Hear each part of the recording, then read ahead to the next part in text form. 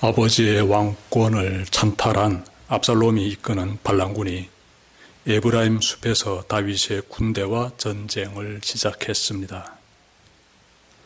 전쟁에서 다윗의 군대가 압살롬의 군대를 밀어냈으며 압살롬은 요압에 의해 죽임당했습니다. 이렇게 되어 전쟁은 그치고 압살롬을 따랐던 군사들은 뿔뿔이 도망갔습니다. 다윗은 전쟁에서 압살롬이 죽었다는 소식을 듣고 내 아들 압살롬아, 너 대신 차라리 내가 죽었을 것을 이라며 대성통곡합니다. 다윗은 한동안만 목 놓아 울지 않았습니다. 그는 전승한 군사들이 성 안으로 돌아오는데 두 손으로 얼굴을 가린 채로 큰 소리로 울부짖었습니다. 왕이 이렇게 애통해하자 군사들은 승전고를 울리며 기쁜 마음으로 돌아오지 못하고 슬며시 성 안으로 들어와야만 했습니다. 다윗은 왕이므로 자식을 잃은 아버지의 슬픔은 내려놓고 전승하고 돌아오는 군사들을 따뜻히 잘 맞이했어야 합니다. 아무리 슬픔이 클지라도 생명을 걸고 적과 싸워 이기고 돌아오는 군사들의 사기를 올려줬어야 합니다. 그런데 다윗은 압살롬을 잃은 것에 너무 함몰되어 자기 슬픔에서 헤어나지 못하고 있습니다. 자신의 이러한 행동이 군사들에게 어떤 영향을 끼칠지 고려하지 않고 있습니다. 이것은 지도자가 보여줘야 할 바람직한 모습이 아닙니다. 생사를 건 전쟁을 치르고 살아 돌아오는 군사들을 잘 맞아주고 그들의 사기를 북돋아 주지는 못할 망정 그들이 뭔가 죄를 지은 사람들처럼 왕의 눈치를 보며 우울해하게 해서는 안 됩니다. 나라를 통치하는 왕이라면 아무도 안 보는 은밀한 곳에서 슬퍼하고 그리고 성문으로 나아가서 전승하고 돌아오는 군사들을 잘 맞이했어야 합니다. 여러분, 우리는 하나님 앞에서 마음껏 슬퍼할 수 있습니다. 하지만 공적인 자리에서는 자신을 절제할 수 있어야 합니다. 만약 우리가 견디기 힘든 고통에 빠지면 무서운 이기주의자로 변할 수 있기 때문에 그렇습니다. 정신적, 육체적인 큰 고통에 직면하면 상대의 감정을 헤아리기보다는 자기 고통에만 함몰되어서 무서운 이기주의자처럼 행동할 수 있습니다. 이렇게 되면 서로 간의 관계가 손상을 입게 됩니다. 만약 부부 중에 한 사람이 내가 상대로부터 받은 고통에만 집중하며 그동안에 행복했던 시간들을 외면한다면 두 사람의 관계는 지속될 수 없습니다. 그러므로 우리는 고통이 나를 극심한 이기주의자로 몰고 가지는 않는지 늘 살펴봐야 합니다. 다윗은 그렇게 하지 못했습니다. 그는 반란을 일으킨 아들이 죽임당했다는 소식에만 함몰되어 대성 통곡하면서 승리하고 돌아오는 군사들을 외면했습니다. 다윗 왕이 이렇게 처신하자 군대 사령관인 요압이 왕에게 찾아와 직언을 날립니다. 그는 네 가지를 말합니다. 첫째로, 우리 덕분에 왕과 왕의 가족이 목숨을 건졌습니다. 라고 말합니다. 둘째로, 왕은 우리를 부끄럽게 만들었습니다. 왕은 반역자들을 사랑하고 왕에게 충성한 우리는 미워합니까? 차라리 압살롬이 살고 우리가 죽었더라면 왕은 기뻐했을 것이라며 왕의 본심을 의심합니다. 셋째로 그는 왕의 본심이 그렇지 않다면 이제라도 군사들에게 위로와 격려를 해줘야 한다고 요구합니다. 넷째로 그리하지 않으면 모두가 왕을 떠날 것이며 왕은 지금까지 당한 그 모든 환난보다 더 무서운 환난에 처할 것이라고 경고합니다. 요압의 비판은 칼같이 예리하고 정확했습니다. 만약 이 전쟁에서 다윗의 군대가 졌다면 압살롬의 반란군은 다윗 왕을 비롯하여 왕의 가족과 그의 측근 세력을 처형했을 것입니다. 이처럼 위험한 상황에서 다윗의 군사들이 사생 결단하고 싸워 다윗 왕과 그의 가족들을 구하였던 것입니다. 그런데 요압의 비판을 보면 신하가 왕에게 올리는 조언치고는 너무나 오만방자합니다. 요압의 말은 매우 직설적이고 과격하여 왕을 향한 존경의 태도가 전혀 느껴지지 않습니다.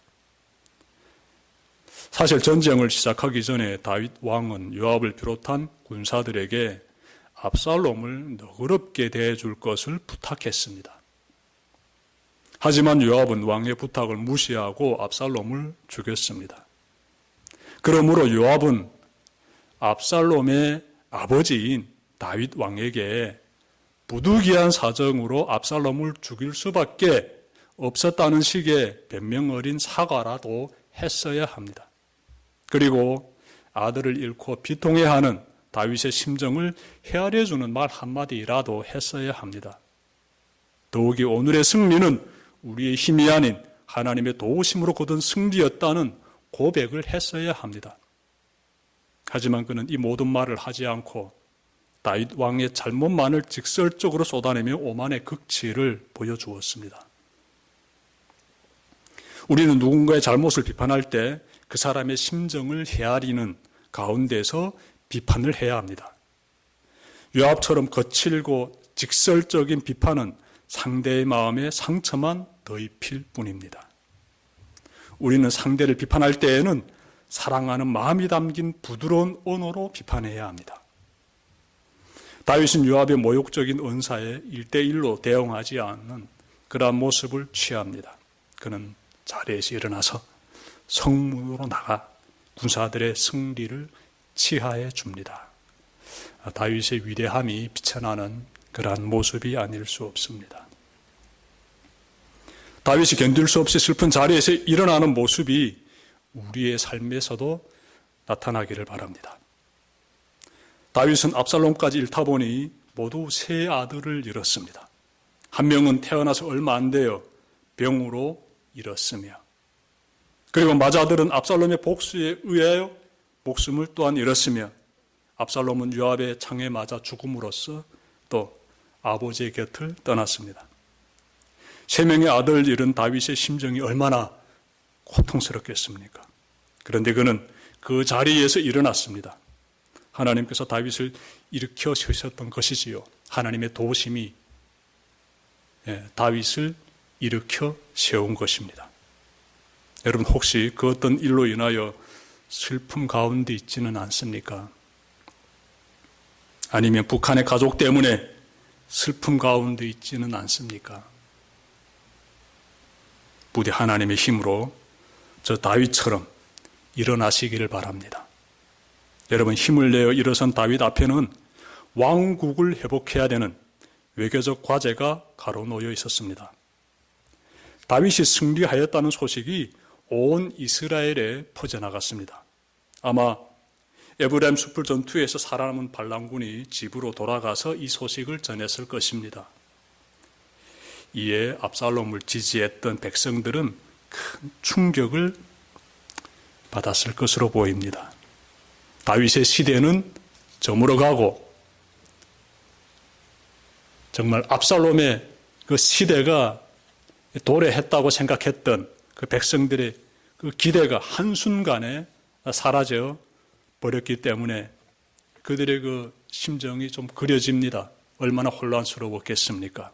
또 한편 얼마나 두려웠겠습니까? 자신들은 반란에 가담한 사람들이에요. 그러면 장차 왕이 반란 가담자들을 사정없이 처단한다는 것은 불보듯 훤하지요. 역사의 소용돌이 속에서 갈팡질팡하는 그들을 보면서 한 가지 깨닫게 되는 것이 있습니다.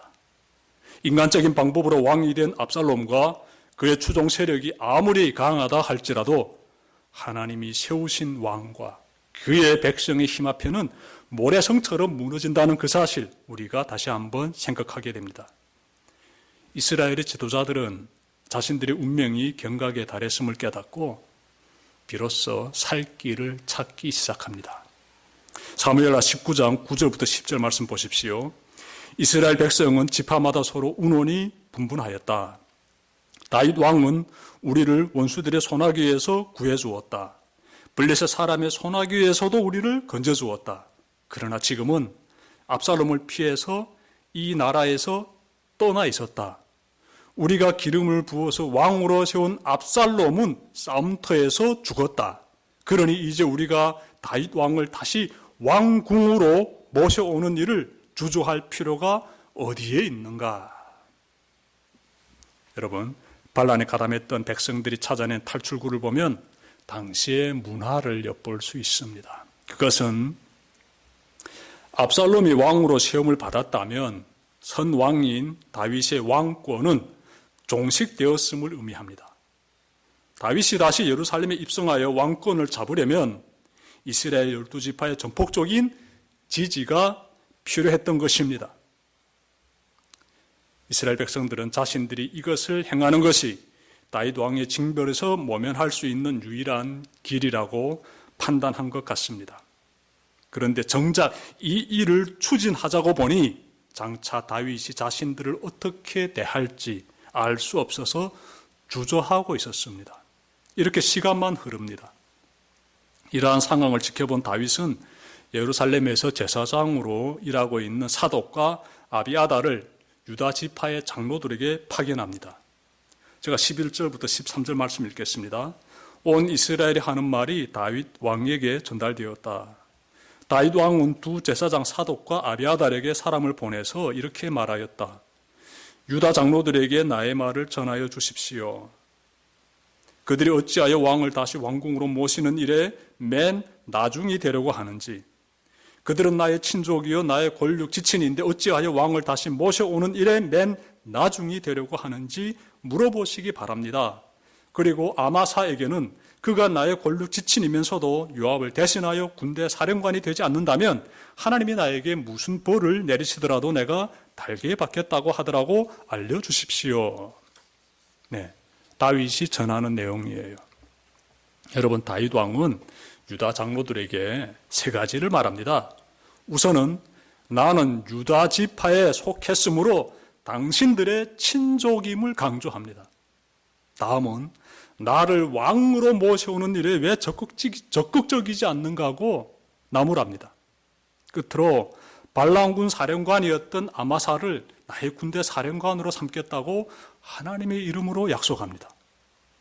다윗은 지금까지 자신의 부하로 섬겼던 요압을 군 사령관 직위에서 해임시키고, 그리고 발람군 사령관이었던 아마사를 군대 사령관으로 삼겠다고 약속하는 것입니다.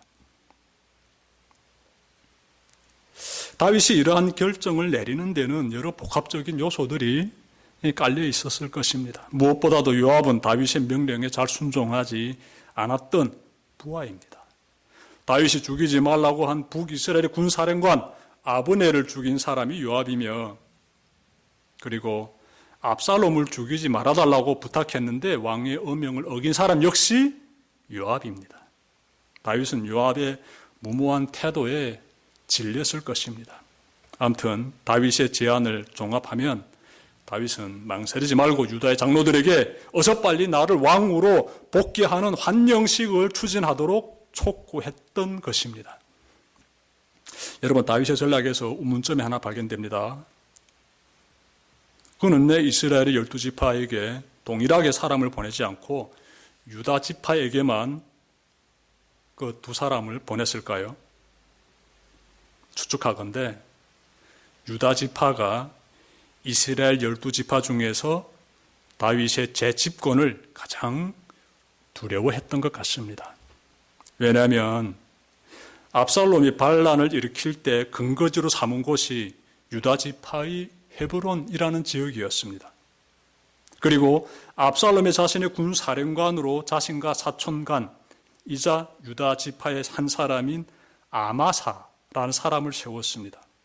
그러니 유다 지파 사람들은 이 사실을 알고 있기 때문에, 즉 압살롬의 반란의 중심에는 유다 지파가 있었다는 사실을 그들이 잘 알고 있었기 때문에, 그래서 다윗의 재집권을 원치 않았던 것이지요. 한마디로 두려웠던 것입니다.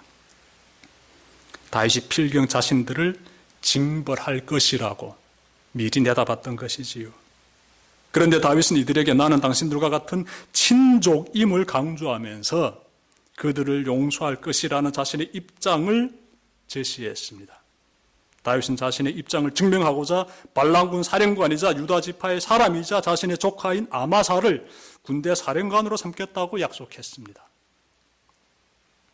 다윗이 이렇게 나오자 비로소 유다 지파 사람들이 움직이기 시작합니다. 14절 보십시오. 이렇게 되어 다윗이 모든 유다 사람의 마음을 하나같이 자기 쪽으로 기울게 하니 그들이 왕에게 사람을 보내서 말하였다. 임금님께서는 부하들을 모두 거느리고 어서 빨리 돌아오시기를 바랍니다. 자, 이렇게 되어 다윗은 예루살렘으로 다시 입성하게 되고 혼란스러웠던 정사를 바로 잡아가게 됩니다. 다윗은 넓은 포용심으로 온 이스라엘을 품습니다. 왕궁으로 입성한 뒤 반란에 가담한 자들을 한 사람도 징벌하지 않았습니다. 그는 넓은 마음으로 온 백성을 품었습니다. 이것이 하나님의 종 다윗의 삶에서 돋보이는 또 다른 모습입니다. 세상에서는 정권의 방귀를 든 자들을 반드시 응징합니다. 북한의 독재자 김정은을 보니 자신의 정치적 지반을 다지기 위해서 고모부 장성택과 그의 측근들을 잔인하게 학살했습니다. 그렇게 함으로써 백성들이 더 이상 자신에게 저항하지 못하게 만들겠다는 것입니다.